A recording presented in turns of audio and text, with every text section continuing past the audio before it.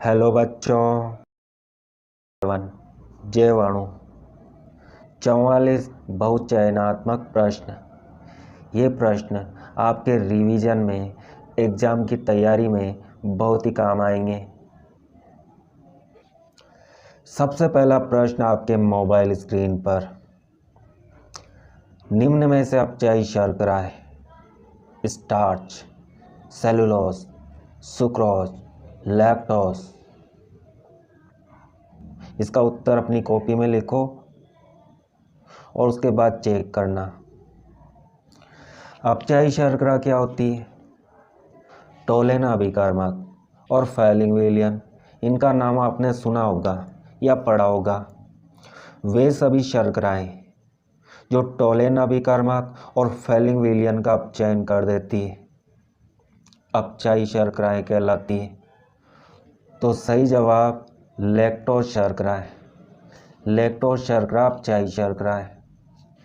इसके अलावा glucose, fructose और गैलेक्टोज, ये भी अपचायी शर्करा है। और अक्सर एग्जाम में प्रश्न आता है, अपचायी और अनपचायी शर्करा किसे कहते हैं? तो दोनों की परिभाषाओं को याद रखना और इनके उदाहरण याद रखना। तो क्या आपका जवाब मेरे जवाब के साथ मैच करता है? कमेंट में बताना कि आपके कितने जवाब सही हैं। अगला प्रश्न, प्रोटीन होता है पॉलीसेकेराइड, पॉलीएस्टर, पॉलीपेप्टाइड, पॉलीन्यूक्लियोटाइड। देखो, प्रोटीन भी एक बहुत ही महत्वपूर्ण टॉपिक है। प्रोटीन अमीनो अम्लों का बहुलक होता है। अमीनो अम्ल छोटे छोटे अणु होते हैं और असंख्य अमीनो अम्लों के अणु आपस में जुड़ जाते हैं और जुड़कर एक लंबी श्रृंखला बनाते हैं, एक लंबी चेन बनाते हैं। उस श्रृंखला को पॉलीपेप्टाइड श्रृंखला कहते हैं। आपने पढ़ा होगा, जब दो एमिनो अम्ल आपस में जुड़ते हैं तो कौन सा बंध बनता है? पेप्टाइड। और जब बहुत सारे एमिनो अम्ल आपस में जुड़ते हैं तो बहुत सारे पेप्टाइड बंध बनते हैं, बहुपेप्टाइड। साइंस में बहु को क्या बोलते हैं? पॉली। तो जो लंबी चेन बनती है, उस चेन में बहुत सारे पेप्टाइड बंद होते हैं, तो उस चेन को, उस श्रृंखला को पॉलीपेप्टाइड श्रृंखला कहते हैं। और उसी पॉलीपेप्टाइड श्रृंखला को प्रोटीन कहा जाता है। तो प्रोटीन पॉलीपेप्टाइड होते हैं। डीएनए में नहीं होता है। डीएनए एक महत्वपूर्ण टॉपिक है और डीएनए की संरचना के सभी प्रश्न महत्वपूर्ण हैं। बहुत बार एग्जाम में आता है, डीएनए और आरएनए में अंतर बताइए। कभी डीएनए की संरचना पर प्रश्न आते हैं, कभी डीएनए के नाम पर भी प्रश्न आते हैं। क्या बता सकते हो डीएनए का फुल फॉर्म क्या है? डीऑक्सीराइबोज। डी का मतलब डीऑक्सीराइबोज और एनए का मतलब है न्यूक्लिक एसिड, न्यूक्लिक अम्ल। डीऑक्सीराइबोज न्यूक्लिक अम्ल। तो डीएनए की संरचना का अध्ययन आपने किया होगा, तो उस अध्ययन को ध्यान में रखो और बताओ डीएनए में नहीं होता है एडेनिन, यूरेसिल, थाइमीन। जल्दी बताओ, इनमें से डीएनए में क्या क्या नहीं होता है? और सही जवाब है यूरेसिल। डीएनए में यूरेसिल नहीं होता है।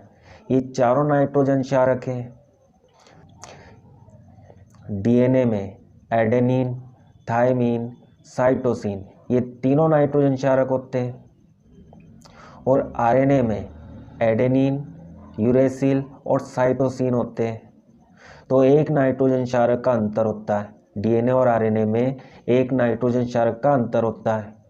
आरएनए में यूरेसिल होता है और डीएनए में थाइमीन होता है। और एडेनिन और साइटोसिन, ये तो आरएनए और डीएनए दोनों में पाए जाते हैं। तो डीएनए में यूरेसिल नहीं होता है। प्रोटीन के जल अपघटन पर प्राप्त होता है। प्रोटीन के जल अपघटन पर प्राप्त होता है। प्रोटीन का अणु छोटे छोटे अणुओं के जुड़ने से बनता है और ये छोटे छोटे अणु क्या होते हैं? एमिनो अम्ल के अणु।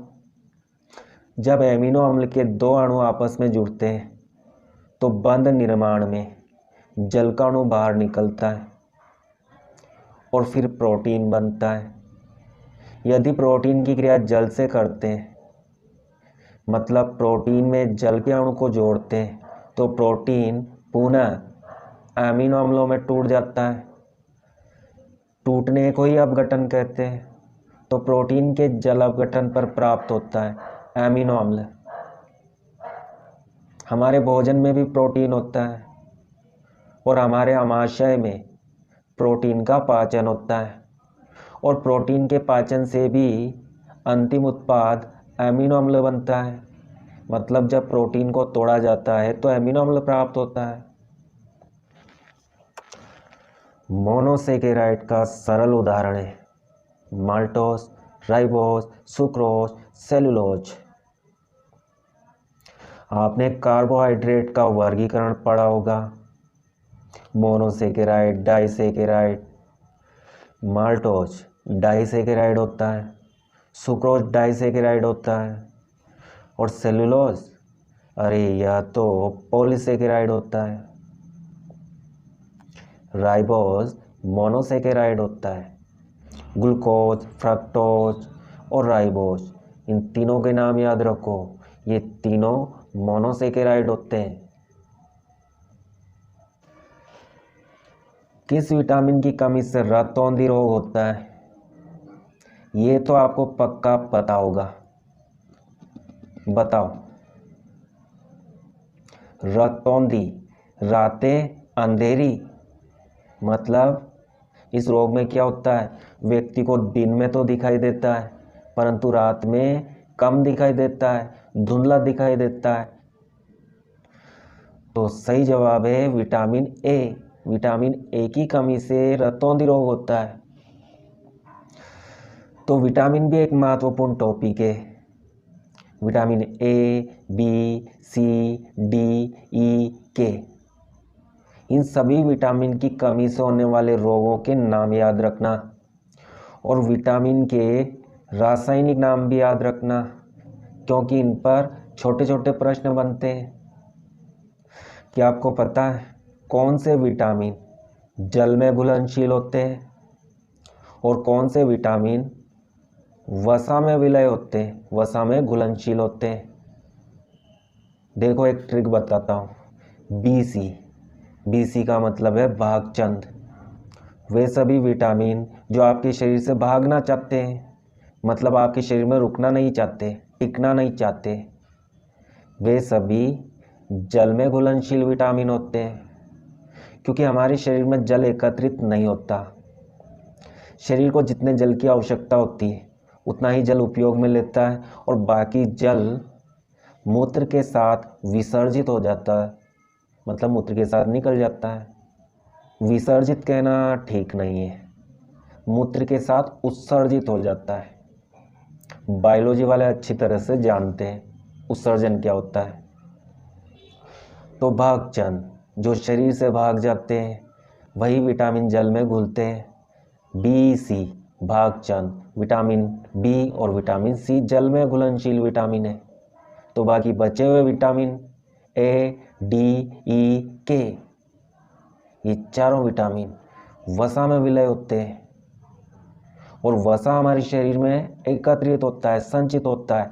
कहाँ पर संचित होता है? हमारी त्वचा के नीचे। हमारी त्वचा के नीचे वसा उत्तक होता है जिसमें वसा संचित होता है। तो ये चारों विटामिन भी हमारे शरीर में एकत्रित हो जाते हैं क्योंकि ये वसा में घुलनशील होते हैं। डीएनए की द्विकुंडली में ग्वानिन किस क्षार से हाइड्रोजन बंध द्वारा जुड़ा होता है? डीएनए की संरचना को आपने पढ़ा है। डीएनए की संरचना में दो डंडे होते हैं, तो दो पॉलीन्यूक्लियोटाइड श्रृंखलाएं होती है और ये श्रृंखलाएं आपस में जुड़ी होती है। किसके द्वारा ये श्रृंखलाएं आपस में जुड़ती है? नाइट्रोजन क्षारक के द्वारा। और नाइट्रोजन क्षारक प्यूरिन और पिरिमिडीन होते हैं।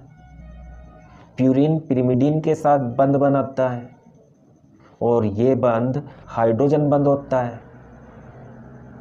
प्यूरिन 2 प्रकार के, एडेनिन और ग्वानिन, जबकि पिरिमिडीन 3 प्रकार का होता है, थायमीन, साइटोसिन और यूरेसिल, परंतु डीएनए में यूरेसिल नहीं होता। प्यूरिन हमेशा पिरिमिडीन के साथ बंध बनाता है। तो यदि प्यूरिन एडेनिन है तो एडेनिन थायमीन के साथ जुड़ता है और 2 हाइड्रोजन बंध द्वारा जुड़ता है। और ग्वानिन हमेशा साइटोसिन के साथ जुड़ता है और 3 हाइड्रोजन बंध के द्वारा जुड़ता है। बहुत ही काम की बात है, याद रखना। माल्टोज निर्मित होता है, मतलब माल्टोज बना होता है। तो माल्टोज तो ग्लूकोज से बना होता है। ग्लूकोज के अणु होते हैं माल्टोज में। माल्टोज डाइसेकेराइड होता है, तो 2 ग्लूकोज के अणु माल्टोज में जुड़े होते हैं। तो बताओ, अल्फा डी ग्लूकोज से जुड़ा होता है, या alpha D glucose beta D glucose से जुड़ा होता है, या alpha D glucose beta D fructose से जुड़ा होता है, या alpha D glucose alpha D galactose से जुड़ा होता है। माल्टोज में तो सभी अणु ग्लूकोज के होते हैं, तो ग्लूकोज और सभी ग्लूकोज के अणु अल्फा डी ग्लूकोज होते हैं। तो माल्टोज अल्फा डी ग्लूकोज के जुड़ने से बनता है। तो सही उत्तर आ। प्रोटीन के अणु में विभिन्न एमिनो अम्ल एक दूसरे से जुड़े रहते हैं। बताओ, प्रोटीन में एमिनो अम्ल एक दूसरे के साथ बंध बनाते हैं, जुड़े रहते हैं, तो उस बंध का नाम क्या है? अल्फा ग्लाइकोसाइडिक बंध? नहीं। बीटा ग्लाइकोसाइडिक बंध? नहीं। अभी कुछ समय पहले बताया था, एमिनो अम्ल के 2 अणु आपस में जुड़ते हैं तो उनके बीच में पेप्टाइड बंध का निर्माण होता है। एमिनो अम्ल में अम्लीय और क्षारीय समूह होते हैं। एक एमिनो अम्ल का अम्लीय समूह दूसरे एमिनो अम्ल के क्षारीय समूह के साथ क्रिया करता है और यहाँ से निकलता है जल का अणु, और दोनों समूह एक दूसरे से जुड़ जाते हैं। तो इस बंध को पेप्टाइड बंध कहते हैं, CONH, पेप्टाइड बंध। तो प्रोटीन के अणु में विभिन्न एमिनो अम्ल पेप्टाइड बंध के द्वारा जुड़े होते हैं। उम्मीद करता हूँ इस प्रश्न का जवाब आपको पता होगा। पेप्टाइड बंध के लिए कौन सा कथन गलत है? देखो, प्रोटीन में CN बंध लंबाई सामान्य CN बंध लंबाई से अधिक होती है? नहीं होती है, ये कथन गलत है। सामान्य CN कार्बन और नाइट्रोजन के बीच का बंध, और इस बंध की लंबाई अधिक होती है, जबकि इस पेप्टाइड में कार्बन और नाइट्रोजन के बीच में जो बंध होता है ना, उस बंध में द्विबंध के गुण आ जाते हैं, डबल बॉन्ड के गुण आ जाते हैं, और डबल बॉन्ड की लंबाई कम होती है। इस एकल बंध की तुलना में डबल बॉन्ड की लंबाई कम होती है। ऐसा क्यों होता है? पेप्टाइड बंध को इस तरह से दर्शाते हैं, CONH। इन दोनों में से एक पाई बंध होता है। पाई बंध और एकाकी युग, इन दोनों के बीच में अनुनाद होता है। ये दोनों इलेक्ट्रॉन इस बंध पर छलांग लगाते हैं तो यहाँ पर डबल बॉन्ड बनता है, और उसी समय इस डबल बॉन्ड में से पाई बंध टूट जाता है और पाई बंध के इलेक्ट्रॉन ऑक्सीजन पर चले जाते हैं। नाइट्रोजन पर धनावेश और ऑक्सीजन पर ऋणावेश आ जाता है। इसे अनुनाद कहते हैं। तो अनुनाद के कारण कार्बन और नाइट्रोजन के बीच में जो एकल बंध होता है, उस बंध में द्विबंध के गुण आ जाते हैं, और द्विबंध की लंबाई तो कम होती है। तो प्रोटीन में CN बंध की लंबाई सामान्य CN बंध लंबाई से अधिक होती है, ये कथन गलत है, कम होती है। दूसरा कथन चेक करते हैं, स्पेक्ट्रोमिति विश्लेषण।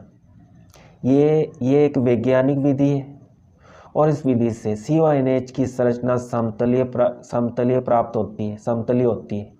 तो बिल्कुल सही जवाब। याद रखना, CONH बंध की संरचना समतलीय होती है, मतलब इसमें सभी बंध एक ही तल में होते हैं। जैसे ये कागज एक तल है, तो इस तल में सभी बंध स्थित होते हैं।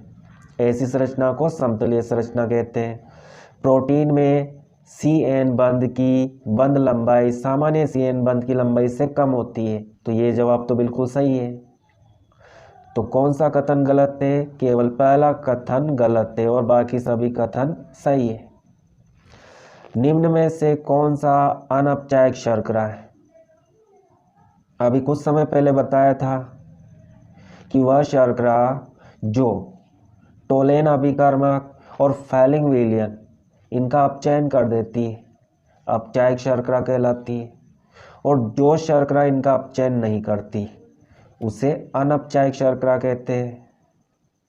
इन चारों में से कौन सी शर्करा अनपचायक है?